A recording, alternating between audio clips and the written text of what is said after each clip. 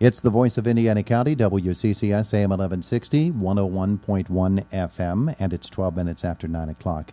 There has been, of course, much debate over the course of the last couple of weeks about the Heritage Conference. That debate triggered publicly by the Salzburg forfeit of the football game against Ligonier Valley. But that's really just one symptom of a much bigger problem, and here to discuss those problems with us this morning is the president of the Heritage Conference, Jody Rainey. Good morning. Good morning, Todd. It's good to have you with us here this morning. Jody, of course, we've known the issues. We've talked about them on the Luther Ford Coach's Corner program on WDID the last two Saturday mornings, and they are deep, and they have deep roots that go far beyond what's being discussed publicly right now, this Ligonier Valley Saltsburg situation, aren't they? They are, Todd, and I appreciate the opportunity to come on and basically just share the perspective of the conference, and so if I have the opportunity, I hope I'm not too long-winded, but there are just a few points of the discussion that I want to make sure that I address, and we make sure that everybody understands the timeline, I guess, as it were. Basically, Mr. Richards is correct. He's been talking about this situation for a long time, and last year he had presented a proposal which we refer to as the Big Ten, Little Ten concept. And that concept, that would include the Westpac and Heritage Conference combining for football, and in that regard, we would be looking at basically developing two leagues between the 20-member schools that would be based on enrollment and also competitive balance. So he presented that proposal last year formally. He's discussed it a couple different times, but he took the next step, which I commend him for laying out a concept that between what that would look like. In the fall of 2017, just through different things I'm involved in, I had a chance to informally discuss that concept with different principals, representatives of the Westpac, and then at our winter meeting of the Heritage Conference, again, Mr. Richards brought up that concept.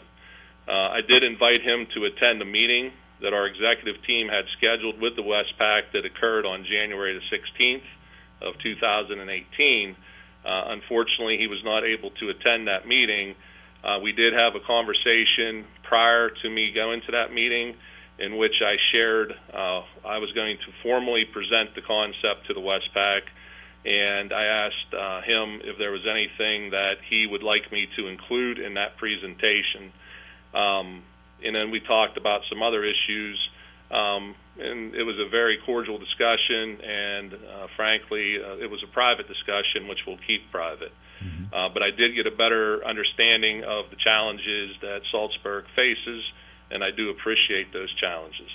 So anyway, on January 16th, we had our meeting with the Westpac, and there was an agreement that there were certain aspects of the proposal that had a lot of merit. However, the Westpac and the Heritage both enjoy 10-team leagues, and they do enjoy that. And the Westpac felt that the proximity of distance between our outlining schools was just an obstacle too great to overcome. And especially when you're looking at football, when you're talking about travel for the band, the cheerleading teams, the fans, that would be a tough sell in an environment where schools are looking to cut, just about everything they can in order to meet their budget to keep their educational programming intact. That's not just immune to Indiana County schools. Of course, that's across the Commonwealth, and we know that. Mm-hmm. So anyway, it was a good discussion we had, and it concluded with, if you remember, the Westpac lost Rockwood a few years ago, so they know what it's like to lose a team from their league because they dissolved their football program. So we did, the Westpac and the Heritage do agree that that's a possibility in an age of declining enrollments, and that our partnership was such that if we got to that point in the future where schools were no longer able to have a program, that we could come back and work collectively together to determine what we could do for the betterment of both of our leagues for football. But at the current time, 2 10-team leagues is adequate for both conferences. So I did share that information with Mr. and Mrs. Richards, as well as I shared that email following up that meeting, and I told them what I just mentioned about the reasons why that wasn't a feasible option at this particular time. I did also address that I did appreciate the concerns that Saltsburg had regarding safety and numbers. And, of course, Todd, we all know there's political aspects in every school district. Mm-hmm. Saltsburg's not immune to having, there's politics in every school. There's desires of different, things that happen. And so I just want to make it real clear. The Heritage Conference never has threatened, never has even indicated that throwing Saltsburg out of our conference is an option.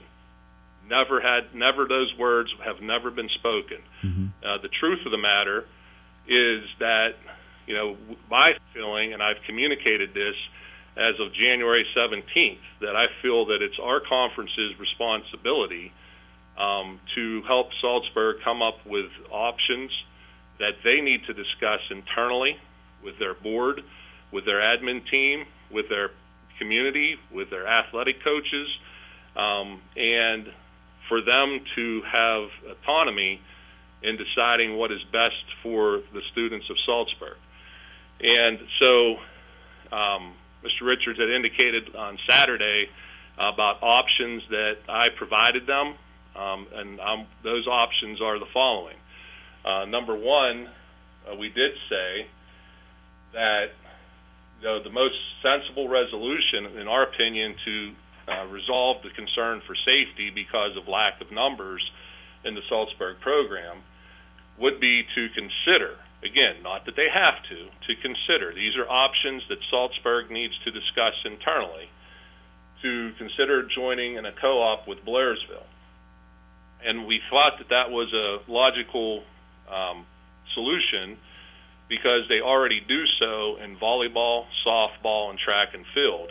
And because they are one school district, we would think that the process to have that co-op take place would be a lot easier than if a school district such as, let's say, Homer Center wanted to co-op with, say, a United. That would be a lot more difficult because there's so much more red tape that you have to cut through. Mm-hmm. And so I realize there's a lot of hurdles to that. It sounds simple, but I'm sure that that is not an easy solution. There's things such as, if that would occur, well, do they combine bands? Do they play at Blairsville or Saltsburg? But again, those are internal discussions that would have to occur if that was a reasonable, plausible solution for Saltsburg. The other option that we gave them is we said that they desire, obviously, to play the schools of the Westpac. They have a desire to do that. The Westpac application fee is $100. I did share that the Westpac was happy with their 10-team format, but we did also get confirmation from the Westpac that they would accept their application and give it due consideration. They wouldn't automatically reject it just because of 10 teams. And so I shared that as an option for Saltsburg. Again, not a demand, and I did indicate strongly I do not want Saltsburg to leave the Heritage Conference. But again, if that's what Saltsburg needs to do in order to better their programs, their students, then Saltsburg needs to have that internal discussion. The third would be that one of the things that Mr. Richards continually cites is enrollment. That Ligonier has 197 students. Saltsburg has 69 to choose from to play. The only league that I'm familiar with currently that plays classification football is the Whippeal. Saltsburg does border the Whippeal.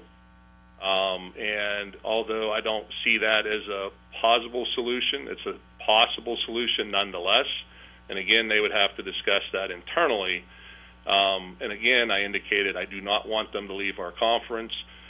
But, they have to do what they need to do for the betterment of their student athletes, which takes me to, I guess, my final point, Todd, that I really wanted to talk about, and that is that, I think what's important from the Heritage Conference viewpoint is we've never have and never will give Saltsburg an ultimatum. Okay, and there are no sanctions. The game has been forfeited. It's over. But I think that if you belong to any organization, okay, be it the Heritage Conference, Westpac, the Fire Company, the Elks, the Eagles, the Moose, whatever organization that one might join, you do so for two reasons. You do so, number one, because you believe in the mission of that organization, and number two, you desire to have the benefits that membership provides you. And so belonging to the Heritage Conference, obviously our mission is to create, enriching and positive experiences for students in the areas of academics, athletics, and activities, mainly the arts. And I know that Saltsburg truly believes in that mission. There's no doubt in my mind. They're a valued member, and they, believe in that, like we all do. Number two is the benefits, though, that you get by being in a conference are things such as a schedule. You need to have assurance that you're going to fulfill that benefit.